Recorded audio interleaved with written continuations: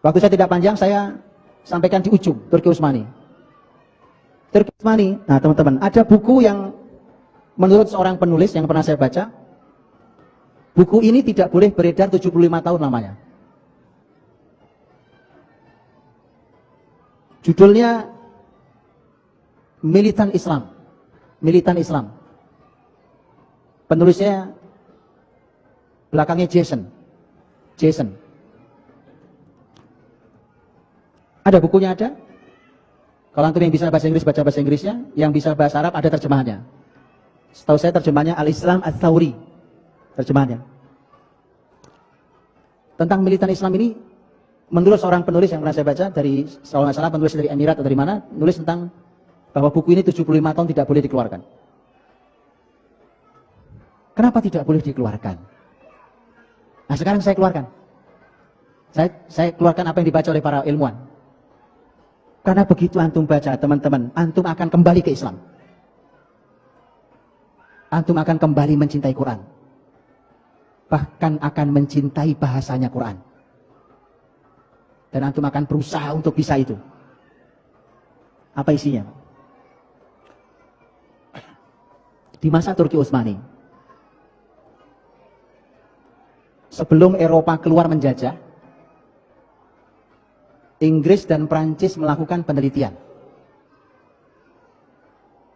Penelitiannya diambil dari mulai Samudra Atlantik sampai Samudra Hindia. Mungkin nggak nyampe Indonesia, Bang. Untuk mereka tahu sebenarnya apa kunci kekuatan muslimin itu. Kenapa orangnya hebat-hebat, cerdas-cerdas, kuat-kuat, kokoh-kokoh. Itu dia ingin tahu. Diteliti oleh Inggris dan Prancis. Hasilnya luar biasa. Lihat hasilnya. Ini salah satunya, sebagiannya. Ternyata karena pola pendidikan dari kecil. Karena ternyata dalam sistem kekhilafan Turki Utsmani, Islam itu, muslimin memiliki sebuah sistem pendidikan yang dasar, pendidikan dasar, namanya kutab. Kutab itu anak-anak diajari yang paling dasar tentang Quran. Diajarkanlah Quran, terus bertahap dari mulai mereka membaca sampai hafal, sampai mulai paham isinya. Setelah itu mereka belajar bahasa Arab, bahkan mereka mulai menghafal kaidah-kaidah dalam bahasa Arab, dalam grammar Arab. Di antara yang mereka hafal adalah Alfiyah Ibnu Malik. Alfiyah Ibnu Malik 1000 bait, Alfiyah 1000 bait itu adalah grammar bahasa Arab. Jadi syair 1000 bait dihafal, itu dihafal oleh mereka. Jadi mereka menghafal grammar 1000 bait. Lu bisa bayangkan itu. Dan nampaknya itulah kunci kekuatan muslimin. Karena di sana terkandung banyak sekali keistimewaan. Di antaranya adalah apa yang disampaikan juga oleh seorang ahli bahasa. Ini juga dosen di Eropa, walaupun aslinya orang Mesir. Dan mungkin kalau tidak salah pernah beredar di terjemahan bahasa Indonesia di broadcast saya pernah baca. Seingat saya, kalau antum pernah baca, kalau tidak nanti antum boleh ada videonya, wawancara beliau ada di televisi di Mesir. Seingat saya di Mesir. Seorang dokter, dia dosen bahasa di Eropa. Dia mengatakan bahwa hari ini anak-anak di barat itu umur mereka masih sekitar 3 tahunan, mereka sudah menguasai sekitar 16.000 kata. Sementara anak-anak Arab, karena mereka berbahasa pasaran, bahasa Ammiyah, dan bahasa Ammiyah itu sangat terbatas kata-katanya, itu anak umur 3 sampai 6 tahun itu hanya menguasai 3.000 kata. Ini hubungan antara bahasa dan kebesaran, dan kecerdasan juga. Kemudian dia mengatakan, ini dia katakan bahwa di muslimin, dengan penelitian buku tadi itu, dia menyebutkan 6 buku itu, muslimin itu ternyata punya kekuatan di Quran dan di Arab, bahasa Arab. Quran itu disebutkan memiliki lebih dari 77.000 kata. Jadi kalau 16.000 lewat, Pak. 77.000 hampir, 77.500 hampir kata. Belum bahasa Arabnya. Belum dia kuasai grammar Arab tadi. Sehingga itulah yang disimpulkan oleh penelitian tadi, bahwa ternyata ini kekuatan muslimin itu. Nah, terus bagaimana caranya supaya mereka bisa menjajah? Maka perlahan tapi pasti, dua hal ini harus dihilangkan. Apa itu? Quran dan bahasa Arab. Maka Prancis dan Inggris punya madhab yang berbeda. Kalau yang Inggris membuat jenjang. Sekolah-sekolah yang kutab itu, yang belajar bahasa Arab, belajar Quran, macam-macam itu diimagekan di masyarakat, tetap ada, tapi diimagekan di masyarakat saat itu, ini untuk kelas orang-orang miskin. Pernah apa tidak? Indonesia mengalami bahwa yang sekolah agama itu anak-anak yang bodoh-bodoh. Pernah?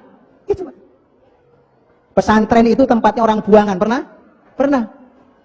Indonesia pernah punya itu. Wah nyantri, wah pasti kamu gak diterima sekolah negeri ya. Kamu nyantri berarti gak terima sekolah favorit ya. Alhamdulillah ini sudah berubah. Maka ini kebangkitan, Pak. Ini kebangkitan nih. Ini harus dilanjutkan ini. Tapi hati-hati, iblis ada di perempatan jalan di depan. Oke?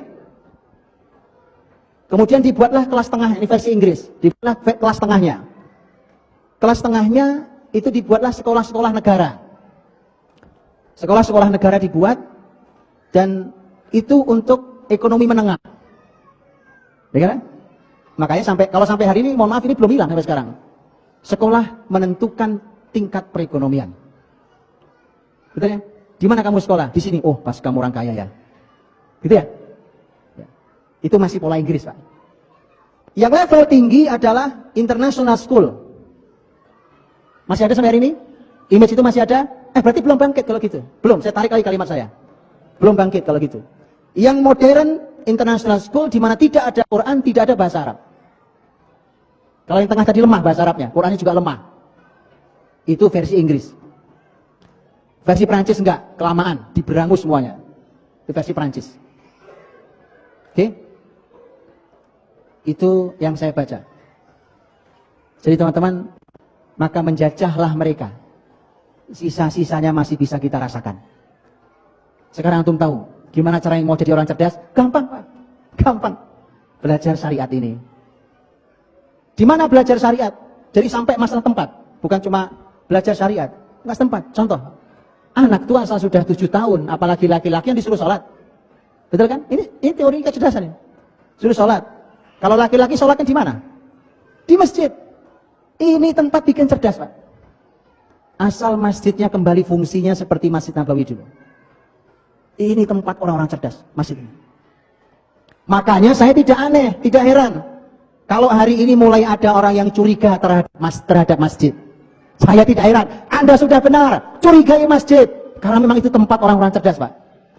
Dari situlah kekuasaan akan diambil kembali oleh muslimin.